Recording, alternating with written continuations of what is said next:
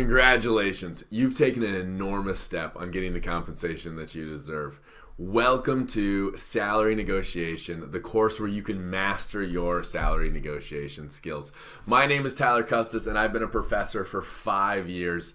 And my students over that time, they've come to me many times and said, Professor Custis, I'm having a tough time negotiating my salary, right? I feel uncomfortable, or I feel like they're trying to nickel and dime me. All these things are happening, and could you help me? Could you give me some tips, some tricks, some negotiating background in order for me to be successful in that setting? So I decided to create this course for them. And at the same time, I thought, well, let's share it with the world. So over the next few hours, we're going to learn the skills that it's going to make a tremendous difference in your life. So let's jump right in. Why do we work? Why do we work? Well, hopefully you have a career that provides a meaningful difference in the world, right? It's something that you wake up every day, you're fired up about, you're making positive change. That's part of it, and I hope all of you have that experience. But compensation is a big part as well. Without compensation, we can't do some things that we really want to do. We can't give to the causes that we care about. We can't help our family or our friends. So compensation is a very important part of a career. And unfortunately, asking for increased compensation or negotiating a salary can feel taboo and uncomfortable. And the best way I have to describe this is, maybe some of you out there have asked someone on a date. Asking someone on a date is a terrifying proposition, right? My hands are sweaty, I'm nervous. And in my case, a lot of people said no. A lot of girls said no to my dates. So I had to ask many times, and I felt more and more comfortable as I did this, right? Salary negotiation is the same experience. The first time you do this, it can feel very taboo, uncomfortable. But the more and more practice you have at the negotiating table, the more comfortable you feel and the better you get. And that's something we're going to tackle in this course. There's going to be an opportunity to do a mock negotiation, and it'll just help you feel more comfortable and less like you're doing something wrong or taboo, because you're not. You're trying to ask for that compensation that you deserve, that you work so hard for.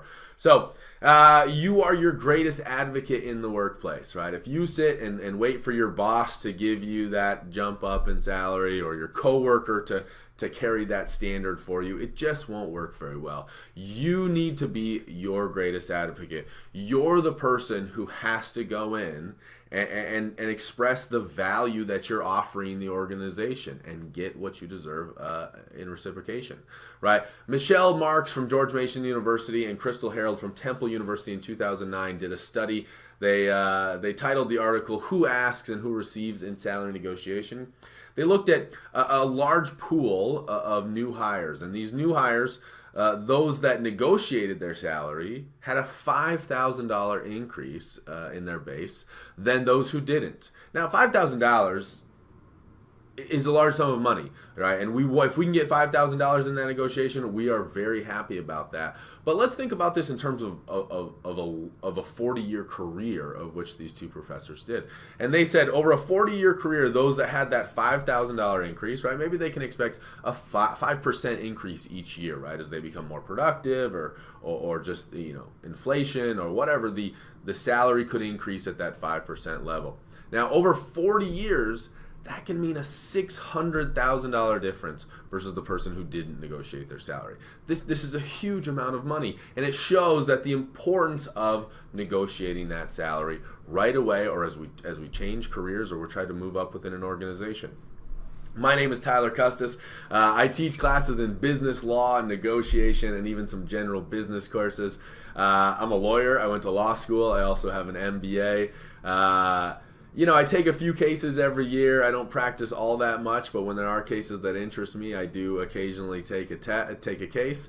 I'm an entrepreneur. I love starting new businesses. A few years ago, I sold a company in Taipei, Taiwan.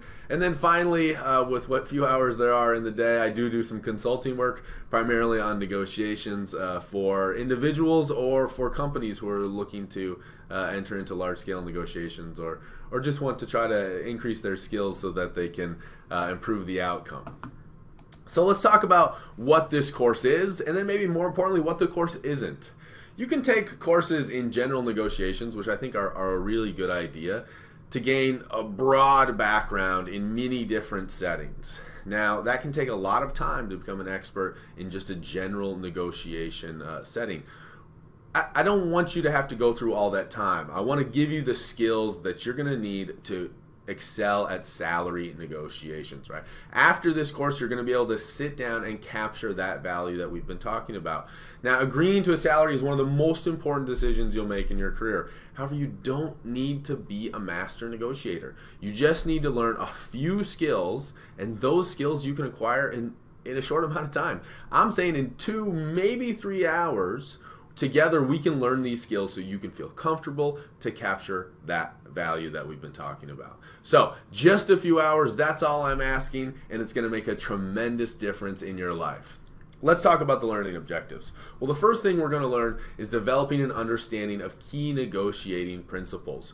We've got to know general background of what we're talking about, right? It'll help us with a little bit of the vocabulary with our time together, as well as some ideas of how we can approach different types of negotiations.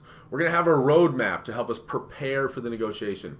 This is one of the most important things that I can teach you, is how to prepare for a negotiation, so that when you walk into the negotiating room, when you sit down at the table, you have an idea already of what's going to happen. What are the possible outcomes? So very important that we prepare for this.